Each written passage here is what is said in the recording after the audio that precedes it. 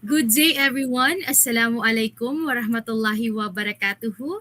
I am your moderator. I am Mushara A. Usop Kalantungan RSW, and welcome to our panel discussion on budget preparation, budget cycle and budget analysis in public healthcare institutions. When it comes to healthcare budgeting, no, it is often viewed as a financial or administrative task. However, behind every healthcare budget, there are real people who depend on medicines, who depend on vaccination programs. There are healthcare workers, emergency services, and life saving interventions. So, the way public funds are planned and also allocated and even monitored directly affects the quality and accessibility of the healthcare services in our communities. So please allow me to introduce our dear panelists. We have Ma'am Chani Grace Cartel Inyon RN, a graduate of Bachelor of Science in Nutrition and Dietetics, University of Southern Mindanao, currently employed as sanitation inspector, designated municipal nutrition action officer at LGU Bagumbayan, province of Sultan Kudarat. And for our second panelist, we have Sir Safrola Haji Amir RN, a graduate of Bachelor of Science in Biology in Mindanao State University, Maguindanao University main campus, sorry, and currently working in Ministry of Health as admin officer for. And also for our third finalist, we have Ma'am Alaika May E. Kamad RN, a graduate of Bachelor of Science in Nursing from Notre Dame University. She is employed as nurse too, working in Ministry of Health. So, ayan, today with our panelists, we will discuss how healthcare budgeting contributes to good governance, what challenges no that the healthcare institutions face, and how the ethical and evidence-based decision making can improve the health outcomes for all Filipinos. So, ayan, let us begin with our first question. Ready na po ba tayo? Yes. Yan. Yes, So, ma'am. we have first question here. Why is the healthcare budgeting important? Because we really wanted to know, no? So, this is for Mom Chani Grace. No, why do you think, Mom, the healthcare budgeting is important in public healthcare institution? Okay, so thank you very much, Ma'am Moshara. So healthcare budgeting is very important, no, because it serves as the foundation of delivering healthcare services. So public healthcare institutions often operate with limited resources while facing unlimited health needs from the population. So, a well prepared budget ensures that resources are distributed according to priorities such as medicines, medical equipment, healthcare personnel, preventive programs, and emergency services. So, more importantly, budgeting promotes equity, no? So, through proper allocation of resources, underserved communities can gain better access to essential healthcare services. So, in simple terms, budgeting is not just about managing the money, but it is about making decisions that can save lives, no, and improve the overall health of the population. Yeah. Right. Thank you so much, Mom.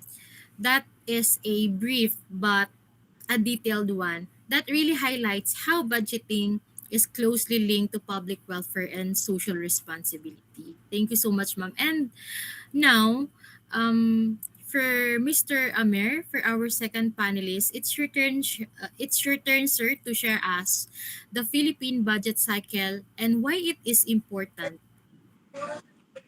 Oh, certainly, ma'am. The Philippine budget cycle consists of four stages that ensure public funds are managed properly.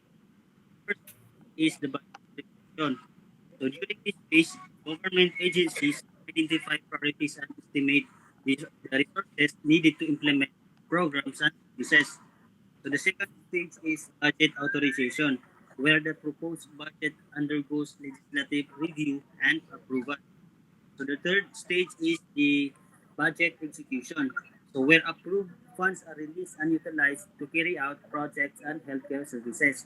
So finally, the fourth stage is the budget accountability.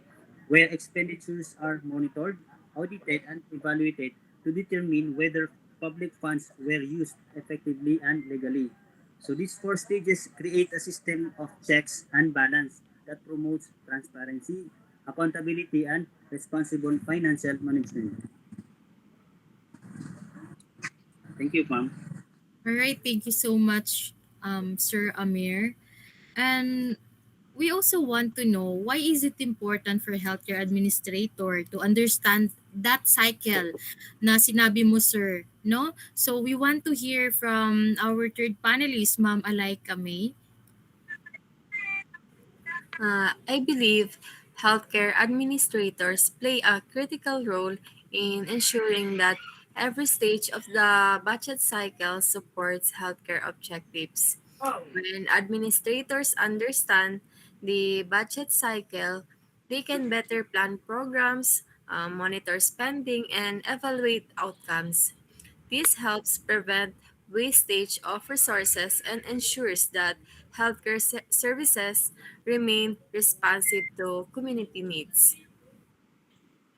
Thank you so much, Ma'am. And also, can you also enlighten us, no, our viewers, no, kung ano ba yung budget analysis, no? Why this really matter in healthcare governance? How does it affect, no? Paano ba? Ano ba yung impact niya sa healthcare governance? Budget analysis is the systematic examination of how healthcare funds are allocated and utilized. Its purpose is to determine whether expenditures are aligned with healthcare priorities and whether programs are producing the desired outcomes. Budget analysis looks at several factors, including cost effectiveness, efficiency, performance, and resource utilization. For example, if a health center spends a large portion of its budget on treatment services but very little on preventive healthcare, budget analysis may reveal opportunities to improve long term health outcomes while reducing the future costs. Through budget analysis, makers can make informed and evidence based decisions. All right, thank you so much, Ma'am. That is a very good point, no? That is a very important point because we believe that effective governance really requires a decisions na based sa evidence. Meron talagang evidence, hindi siya assumptions lang. So, ano yung mga major challenges that are faced by the public healthcare institutions when preparing and managing budget? Sir, I'm Ma'am Chani Grace. Okay, no? So, one of the major challenge is the limited financial resources. So, some of the healthcare institution must all of the healthcare institution must address no the increasing demands caused by population growth, like the chronic diseases, the aging population, and of course the public health emergencies. No, so unfortunately, available resources are often insufficient to meet all our healthcare needs. So another challenge is inadequate data. So accurate budgeting depends on reliable information regarding disease trends, service utilization, and community health needs. So when data systems are weak, planning becomes less accurate and resource may not be allocated efficiently. Mm, Political influence can also affect the budget decisions. In some cases, resources may be distributed based on political considerations rather than the actual healthcare needs. This can create inequalities in healthcare access and negatively affect vulnerable populations. That's true, no? Those challenges really demonstrate that the budgeting is not only a technical process, but it is a governance issue that requires an ethical leadership and accountability. So, ano yung lesson na pwede nating matutunan from the Philippine healthcare experiences? Can you share examples from the Philippine healthcare setting that highlights the importance of effective budgeting. So one significant example is the COVID-19 pandemic. So the pandemic revealed the importance of emergency health financing and flexible budgeting mechanisms. So healthcare institutions needed immediate funding for testing, treatment facilities, vaccines, personal protective equipment, and additional healthcare personnel. So this experience demonstrates that government must maintain emergency funds, and strengthen preparedness planning. Another example is the implementation of the Universal Healthcare Act. The law aims to provide equitable access to quality healthcare services for all Filipinos. However, achieving this goal requires sustainable financing, efficient resource allocation, and effective budget management at both national and local levels. Without proper budgeting, the objectives of universal healthcare cannot be fully realized. Okay, so the BARM experience also highlights the need for stronger healthcare financing systems, particularly in the geographically isolated and underserved communities where healthcare resources remain limited. So this emphasizes the importance of evidence-based and needs-based budgeting. Correct. So, Alhamdulillah, no, it was a very informational and also fruitful discussion. But before we conclude, may I ask each panelist to provide at least one recommendation for improving healthcare budgeting? Okay, now for improving the healthcare budgeting, my recommendation is to first strengthen the evidence-based budgeting through improved health information systems and reliable data collection. So for me, I recommend enhancing transparency and accountability through regular audits, public reporting, and citizen participation in budget monitoring. And I recommend increasing investments in preventive healthcare programs and establishing emergency health funds to improve disaster and pandemic preparedness. All right. Thank you so much to our dear panelists for sharing your valuable insights. Today's discussion reminds us, no, that the healthcare budgeting is much more than a financial exercises. It is a governance responsibility that directly influence the healthcare access, service delivery, quality, and social equity.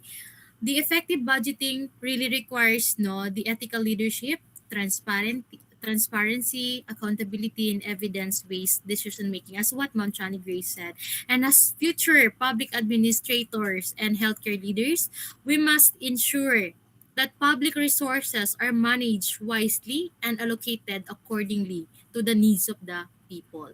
So let us always remember, every peso allocated in healthcare is an investment in people's lives. So ethical, transparent, and evidence-based budgeting is important for achieving equitable and sustainable healthcare for all Filipinos. Thank you so much and have a wonderful day to all of us. So that ends our discussion for this morning. Thank you so much, Ma'am and Sir, for your time. My pleasure. Right, ayan. Sige, dito na po magtatapos ang ating panel discussion.